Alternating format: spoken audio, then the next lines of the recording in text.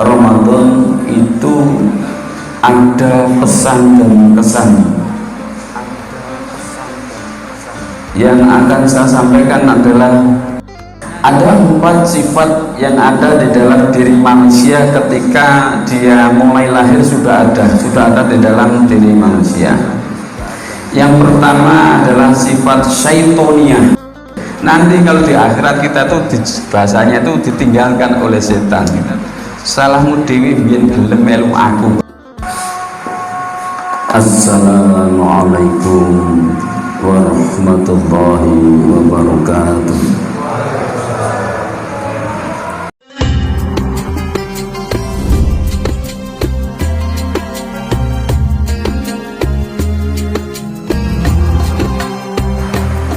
Alhamdulillah, alhamdulillahi rabbil alamin, wal aqibatul muttaqin, wala illa 'alal zalimin.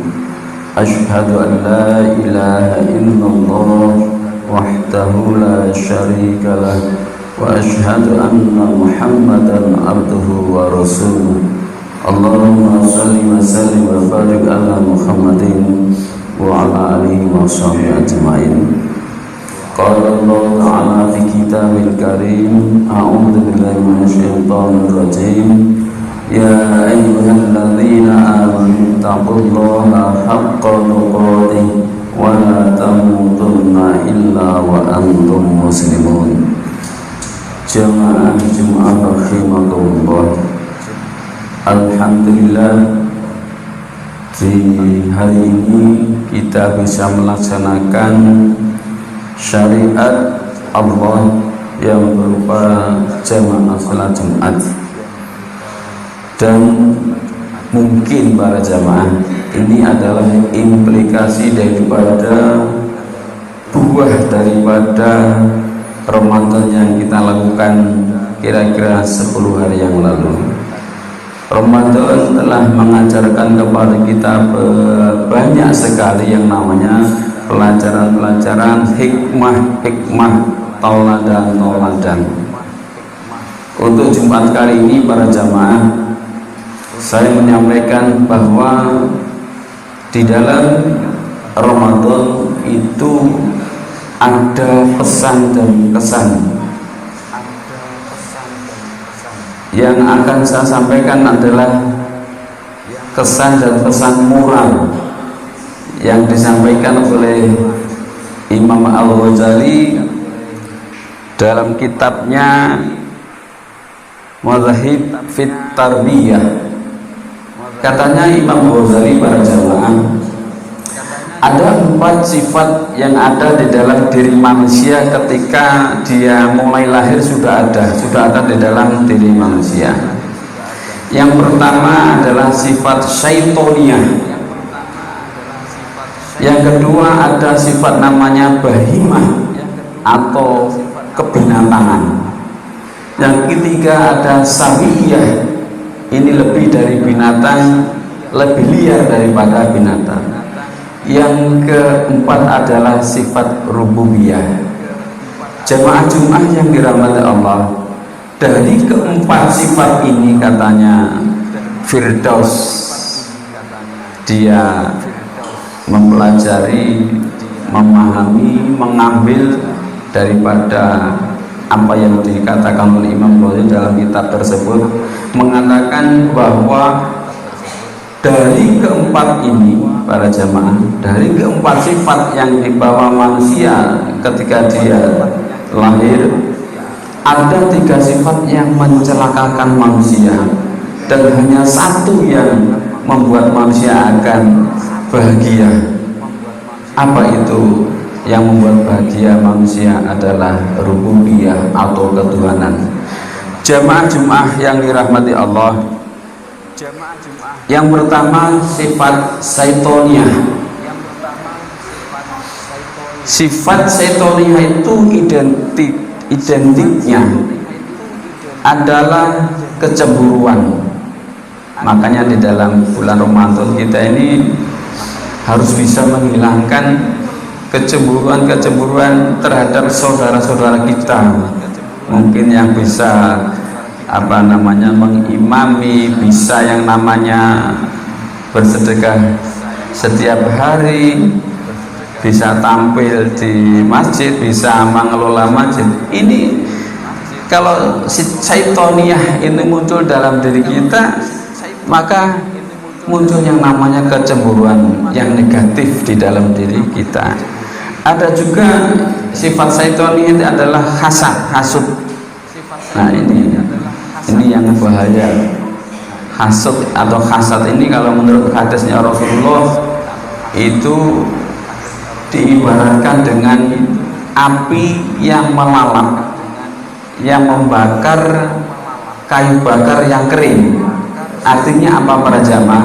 Kalau kita melakukan hasud, iri dengki terhadap saudara kita, maka kebaikan yang ada pada diri kita seperti kayu bakar yang kering dimakan oleh api atau dilalap oleh api. Jemaah yang dirahmati Allah, kalau di dalam Al-Quran coba kita lihat sifat syaitoniyah itu ada banyak di sana di dalam Al-Quran. Ada 7. Dikatakan yang pertama dalam surat An-Nisa ayat 4, Allah mengatakan bahwa syaiton itu menyesatkan. Inna syaiton lalakum aduwwun, syaitan itu musuh kamu. Di sini dikatakan dan syaitan itu bermaksud menyesatkan mereka dengan penyesatan yang sejauh-jauhnya ini para jamaah. Makanya kita harus menjauhkan diri daripada godaan-godaan setan, rayuan-rayuan setan yang berupa hasud tadi atau iri dengki terhadap saudara-saudara kita. Yang kedua para jamaah, di dalam Al-Quran surat Al-Ma'idah ayat 91 bahwa yang namanya setan itu menebar permusuhan. Sesungguhnya setan itu bermaksud hendak menimbulkan permusuhan dan kebencian di antara kamu semuanya. Udwan, ya, kalau dalam Al-Quran Allah mengatakan kita itu kalau nanti sudah kena goda setan dengan minum-minuman keras, maka setan itu akan membuat yang namanya permusuhan antara yang satu dengan yang lain. Oleh karena itu para jamaah, marilah kita jauhkan dari kita dari hal-hal seperti itu, dari hal-hal yang membuat kita saling bermusuhan dengan yang lain, bermusuhan antara jamaah yang satu dengan yang lain. Jangan kita pupuk yang namanya persaudaraan. Yang ketiga katanya Allah bahwa setan itu mengajak kepada tindakan yang keji dan mungkar. Barang siapa yang mengikuti langkah-langkah setan, maka sesungguhnya setan itu menyuruh mengerjakan perbuatan yang keji dan yang mungkar. Kebalikannya para jamaah, ya, kalau setan itu mengajak kepada neraka, kalau Allah ya itu mengajak kita kepada surga. Makanya jangan sekali-kali kita ikuti langkah-langkah setan. Yang keempat, dalam Al-Quran surat Al-A'raf ayat 20, yaitu bahwa setan itu membisikkan pikiran jahat kepada kita supaya tidak senang kepada saudaranya, ditumbuhkan yang namanya rasa iri dan sebagainya. Katanya Allah, maka syaitan itu membisikkan pikiran jahat kepada keduanya untuk menampakkan kepada keduanya apa yang tertutup dari mereka, yaitu auratnya. Ini para jamaah. Yang kelima, katanya Allah dalam surat Al-An'am ayat 43 bahwa setan itu mengajarkan atau mengajak kita itu kepada suka pencitraan. Nah, ini maaf ya para jamaah, kita hindarkan diri kita dari pencitraan. Bahasa kita itu gampangnya kepingin dianggap wong api seperti itu ya, menampakkan diri kita baik, itu tidak baik, itu tidak baik ya. Makanya kita itu mengerjakan sesuatu amalnya itu harus yang ikhlas gitu. Katanya Allah, bahkan hati mereka telah menjadi keras dan syaitan pun menampakkan kepada mereka kebagusan apa yang selalu mereka kerjakan. Jadi dipoles bahasa kita tuh. Sebetulnya nggak bagus, tapi dipoles seperti bagus. Itulah karakter daripada setan. Oleh karena itu para jamaah yang Allah, kita mengerjakan sesuatu haruslah ikhlas, karena Allah Ta'ala tidak ingin untuk di ngalembono, tidak ingin untuk dikatakan orang lain bahwa saya ini baik, tidak perlu seperti itu. Cukup Allah. Tidak perlu kita mencari pengakuan kepada seseorang atau orang lain atau saudara kita bahwa kita itu adalah orang baik. Tidak perlu. Cukup kita dengan Allah saja. Yang selanjutnya yang nomor 6 para jamaah, bahwa setan itu mengajak kepada neraka. Surat Luqman ayat 21. Allah mengatakan, walaupun setan itu menyeru mereka ke dalam siksa api neraka yang menyala-nyala. Jadi seperti itu para jamaah. Yang terakhir, yang ketujuh, setan itu mengajak kepada kekufuran. Ini para jamaah, ini yang harus menjadi stressing bagi kita. Seperti dalam Al-Quran surat Al-Hasyr ayat 16, Allah mengatakan, kafirlah kamu. Maka tatkala manusia itu telah kafir, ia berkata, sesungguhnya aku berlepas diri dari kamu, karena sesungguhnya aku takut kepada Allah, Tuhan semesta alam. Ini bahasa kita tuh, setan tuh membujui, mengajak kita kepada hal-hal yang jelek. Nanti kalau di akhirat kita tuh bahasanya tuh ditinggalkan oleh setan. Salahmu dewi biar gelem melu aku, bahasanya seperti itu. Oleh karena itu para jamaah yang dirahmati Allah, marilah ajak-ajakan, bisikan-bisikan setan yang tidak bagus, tidak baik, tidak sesuai dengan syariah harus kita tinggalkan. Harus kita konsentrasikan diri kita kepada mengingat Allah. Karena apa para jamaah? Menurut Imam Ghazali sendiri, seseorang yang berpikiran bahwa dia nanti suatu saat bisa menjadi kafir, ya, itu lebih baik daripada seseorang yang tidak pernah merasakan bahwa dia nanti menjadi kafir. Artinya apa para jamaah? Dari kalimat Imam Ghazali ini, bahwa kita harus senantiasa menjaga diri kita, perkataan kita, tindak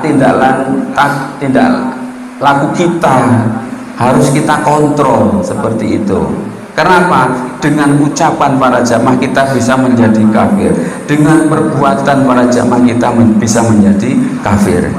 Jamaah Jumat yang dirahmati Allah, yang kedua, katanya Imam Ghazali, sifat yang ada pada diri manusia itu adalah sifat bahimah, yaitu sifat binatang ternak. Kita tahu persis bagaimana binatang ternak yang diciptakan tanpa fikir, tanpa rasa. Bagi binatang sifatnya ya begitu dan lumrah. Maksudnya kalau binatang sifatnya ya enggak pakai baju, ya seperti itu. Dan kalau makan tuh yang ada di depannya dimakan, itu lumrah kalau hewan. Tapi kalau yang namanya manusia itu tidak lumrah. Karena apa? Manusia diberi akal.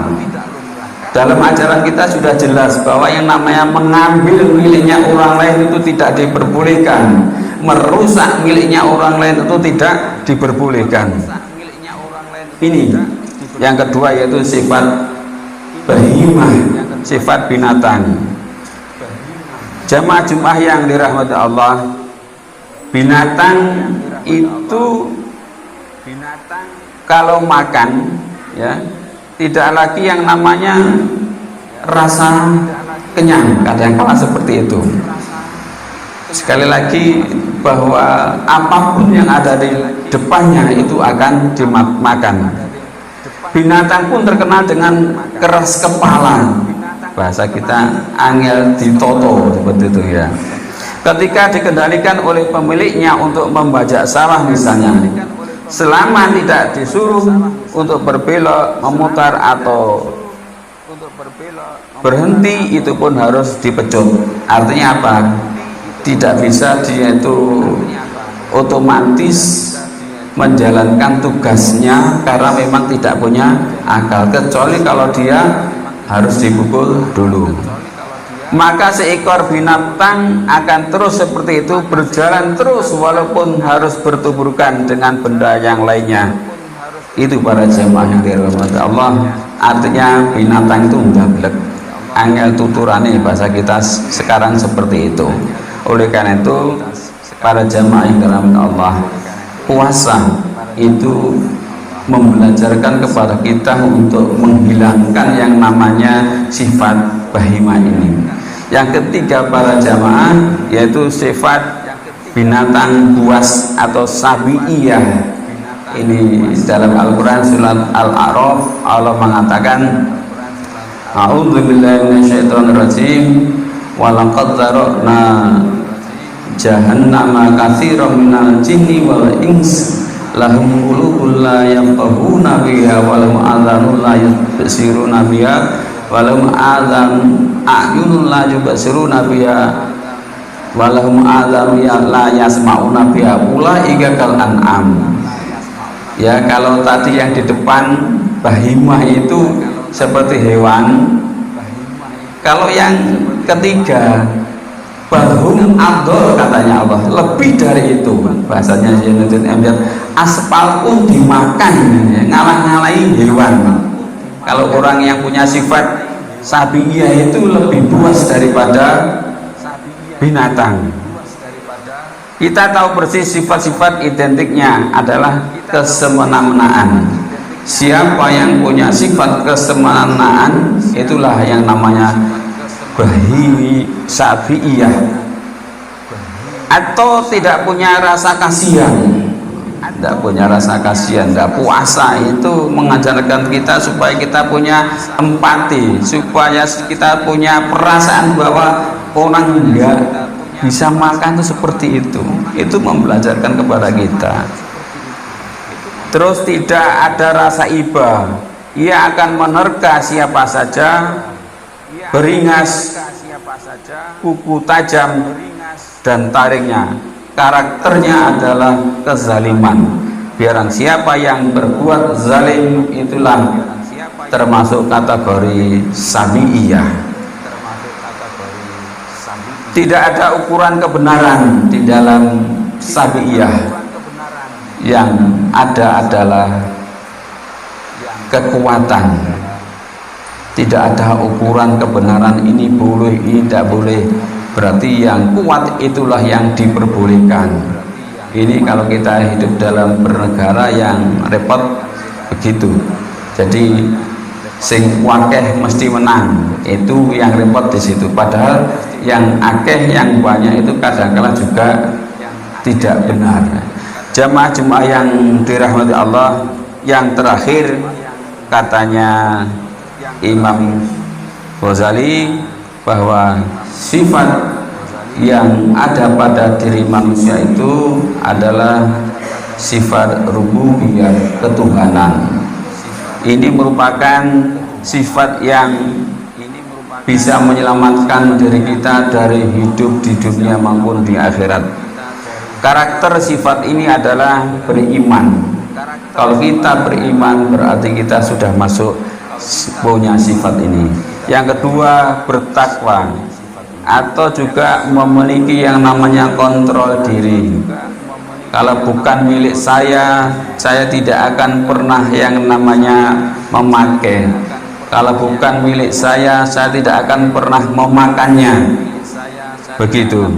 Yakin akan hari pembalasan, sebab dia yakin bahwa nanti kalau saya mengambil miliknya orang lain, menyakiti orang lain, menzalimi orang lain, maka di hari akhir nanti akan ditanyakan oleh Allah, kullu ulaika kana anhu mas'ula. Apapun yang kita lakukan akan dipertimbangkan oleh Allah.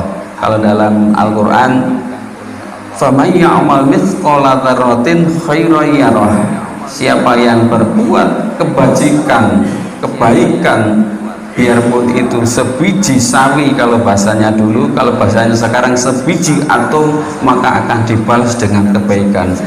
Demikian kebalikannya, kalau dia famay ya'mal mithqala dzarratin syarran yarah, barang siapa yang melakukan kejelekan sebesar atom atau sebesar biji sawi, maka dia akan dibalas oleh Allah dengan balasan yang setimpal. Demikian jamaah Jumat yang dirahmati Allah, khutbah singkat yang saya sampaikan. Mudah-mudahan kita bisa memilih, bisa mengendalikan diri kita, karena memang betul apa yang pernah disampaikan Rasulullah bahwa kita harus perang dengan yang lebih besar. Ketika itu Rasulullah selesai berperang dengan memakai pedang, berkuda dan sebagainya. Kalau sekarang pakai tembak dan sebagainya, Rasulullah mengatakan kepada para sahabat ketika istirahat, wahai sahabat-sahabatku, sekarang kita akan pindah dari perang kecil kepada perang yang besar. Katanya Rasulullah, apa itu? Sahabat bertanya, yaitu mengendalikan hawa nafsu. Demikian aku qouli hadza wa astaghfirullahi wa lakum wa lisairil muslimin innahu huwal ghafurur rahim.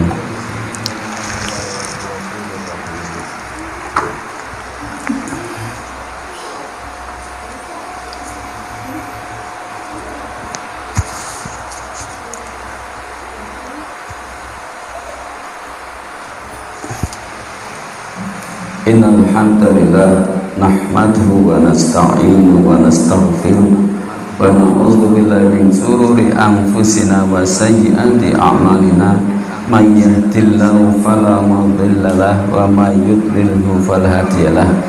Jamaah yang dirahmati Allah, dari keempat yang saya sampaikan tadi, marilah kita koreksi untuk diri kita. Tidak usah melihat orang lain, tidak usah melihat orang lain, melihat diri kita. Manakah yang lebih dominan antara keempat ini? Dan saya yakin kita berharap bahwa yang dominan adalah sifat yang keempat, yaitu sifat rububiyah. Tapi sekali lagi para jamaah, itu butuh yang namanya pengorbanan, butuh yang namanya pengorbanan. Karena apa para jamaah? Orang yang menjadi orang yang beriman, orang yang bertakwa itu memerlukan yang namanya perjuangan yang sangat besar. Katanya Ubay bin Ka'ab, orang yang takwa itu adalah orang yang berjalan di jalan, sebuah jalan yang dimana jalan itu penuh dengan yang namanya duri. Lah hidup zaman sekarang ini para jamaah, itu bisa diibaratkan cocok sekali dengan apa yang disampaikan oleh Ubay bin Ka'ab. Kita melihat sana sudah dosa, kita melihat sana sudah dosa, kita melihat depan kita sudah ada dosa, bahkan kita melihat HP yang kita pegang itu pun sudah bisa dosa. Itu artinya apa? Katanya Ubay bin Ka'ab, kita harus hati-hati kalau mau berjalan, jangan sampai kaki kita terkena dengan yang namanya duri. Kita harus berjalan para jamaah di mana saja, karena memang kita manusia. Katanya Allah, "Qul dzuru madza fis samawati wal ard." Silahkan kalian belajar apapun yang ada di muka bumi ini. Berarti kita harus mengadakan perjalanan, mengadakan safar kemana saja. Tapi harus diingat, kita harus hati-hati. Kalau tidak hati-hati nanti akan tertusuk yang namanya duri. Kalau tidak hati-hati nanti kita akan terkena yang namanya dosa. Demikian jamaah yang dirahmati Allah yang bisa sampaikan. Sekali lagi, marilah kita koreksi kepada diri kita, sifat apa yang dominan, sifat apa yang sampai sekarang muncul di dalam diri kita, yang banyak mempengaruhi diri kita, yang banyak mempengaruhi jalan hidup kita. Ini penting sekali para jamaah, sebab katanya sahabat kita, hasibu qabla an tuhasabu. Hubungannya adalah di situ. Kita disuruh menghitung diri kita sebelum dihitung oleh Allah. Kalau sudah dihitung Allah, kita tidak pernah menghitung diri kita. Saya khawatir nanti kita jadi orang yang merugi. Oleh karena itu, supaya kita tidak merugi, mari mulai dari sekarang mungkin kita harus hasibu, menghitung diri kita. Mungkin kalau perlu nanti ketika mau tidur kita memikirkan, membayangkan, saya tadi dari awal bangun sampai mau tidur kira-kira untung apa rugi, seperti itu. Demikian jamaah yang dirahmati Allah, mari kita berdoa mudah-mudahan sekali lagi apa yang kita lakukan diridhoi oleh Allah, diterima oleh Allah, dimaafkan kesalahan-kesalahan kita oleh Allah Subhanahu wa taala. A'udzubillahi minasyaitonir rajim. Bismillahirrahmanirrahim. Alhamdulillahirabbil alamin. Allahumma ighfir lil mu'minina wal mu'minat wal muslimina wal muslimat al ahya'i minhum wal amwat ya qadiyal hajat wa ghafirudz dzunubi wal khati'at. Rabbana zalamna anfusana wa illam taghfir lana wa tarhamna lanakunanna minal khasirin. Rabbana la tu'akhidhna in nasina aw akhtana. Rabbana wa la tahmil alaina isran kama hamaltahu ala alladhina min qablina. Rabbana wa la tuhammilna ma la taqata lana bih wa'fu anna waghfir lana warhamna anta maulana fansurna 'alal qawmil kafirin. Rabbana taqabbal minna innaka antas samiul alim wa tub 'alaina innaka antat tawwabur rahim. Rabbana atina fid dunya hasanah wa fil akhirati hasanah wa qina adzabannar wa adkhilna jannata ma'al abrar ya aziz ya ghaffar ya rabbal alamin. Alhamdulillahirabbil alamin. Aqimissalah.